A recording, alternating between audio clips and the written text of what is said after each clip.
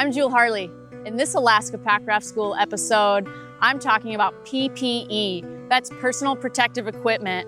How to protect yourself with a life jacket, that's a personal flotation device, and how to choose a helmet that's appropriate for whitewater pack rafting. I've got my PFD. I'm ready to go pack rafting. I think if we look at stuff like this and we're like, wow, that's a joke. I think it might float me. It's really, really old. Anything that's really faded or old is not a good PFD. Also, this PFD, although it's Coast Guard approved, there's no spine coverage. Some of these lighter weight pack raft PFDs, they've got flotation behind you, but no coverage on your spine. That's not a good choice. If you're outside of your boat in moving water, you want more Spine Pro. Those mesh ones are more appropriate for sea kayaking and for lake paddling. Check out this bad boy. Also an historical heirloom. This was my first PFD, actually, a baffled extra sport. Although the flotation still feels pretty good. It's really, really faded. It's not very tight. Right? What's going to happen when I swim? And this is really important for pack rafters. Sure, you can tighten it up here and you can tie this here. But when I'm swimming or trying to wet re-enter, any sort of zipper on the front part of your PFD is likely to open and your PFD is not going to fit you while you're swimming or while you're trying to get back in your boat. So side entry PFDs are preferable. I'll show you why. So this is a side entry PFD. I prefer either completely pullover or side entry PFDs. This one again has a zipper, less preferable, but they tighten at the side. And although it has a zipper, it's on the side and there are buckles, so I can cinch down this PFD on either side and get it really, really tight. The bottom ones are the most important for having it fit tight on your torso. It's actually suggested to really tighten from the bottom and then work your way up. You can also adjust the straps here on the shoulders, but I can't pull this over my ears, so that fits really tight. The only downside to this PFD is it's really old and faded and might not float me. Well, let's pretend it was bright and it was new. This is really great for pack rafting. It's so low profile. So when I'm wet re-entering in my boat, I have less stuff getting in the way so I can get back in my boat after a swim faster and more effectively. A lot of pack rafters purchase a Type 5 rescue vest. Type 5 just means specialty. There's features with this rescue vest that other PFDs cannot do. That includes a tethering system. So I would never attach a boat to my PFD. Right? Unless I had a quick release mechanism. So I need to be able to free myself from that thing, right? You don't ever in whitewater want to attach anything to your body. Woo, that boat, that load, I'm free, but I still have my PFD on. If anyone uses a Type 5 PFD, take a rescue course, learn how to use it. They can be dangerous if you're not using it effectively.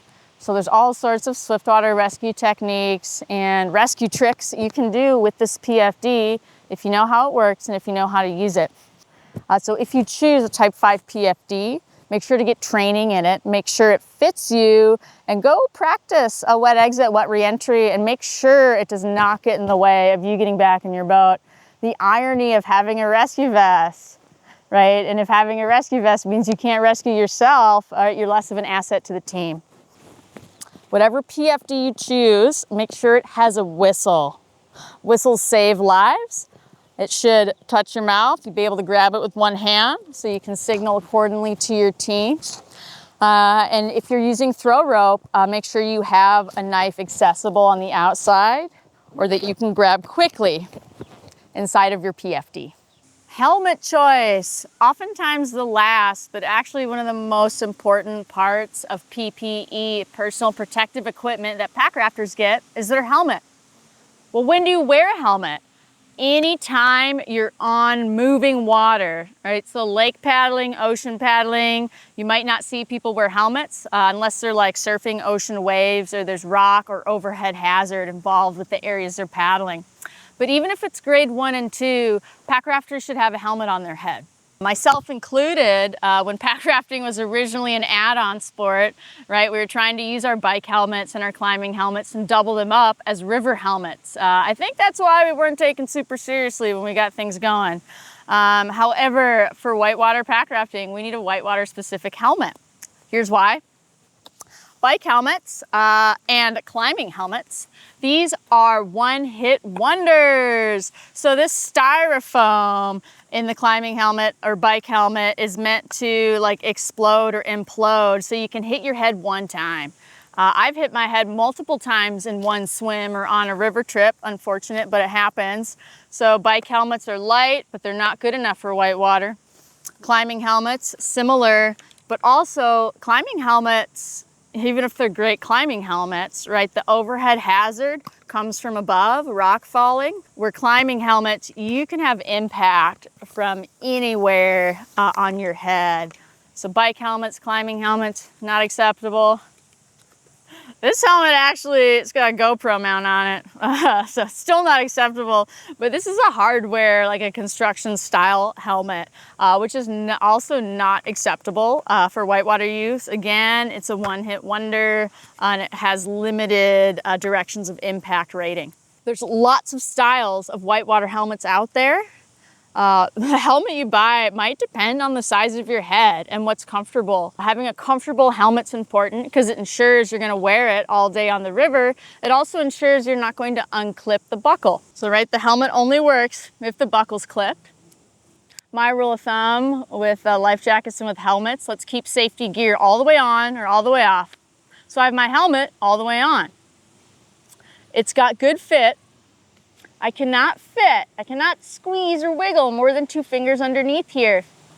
If I had a ton of space in the chin strap, and I was having an out-of-boat experience or a swim event, I do not want that to happen. I do not want the chin strap to escape from underneath my chin.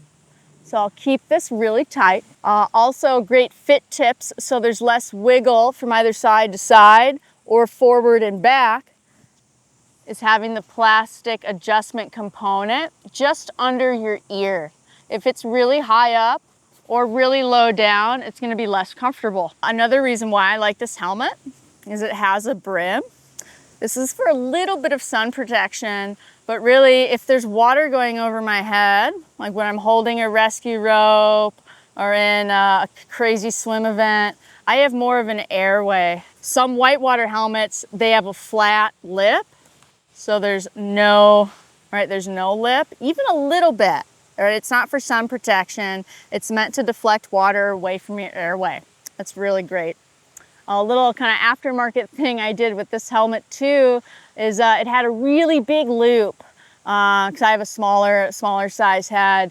That was an entrapment hazard, so I cut it and I shortened it so it's less stuff flapping around my face. And I reduced that entrapment hazard, that loop that's hanging out right by my face. So helmets, they should fit tight, they should be comfortable, but more importantly, they should be whitewater appropriate. So when you have a swim and you hit your head, your helmet keeps working and your head keeps working, right? That's the most important part.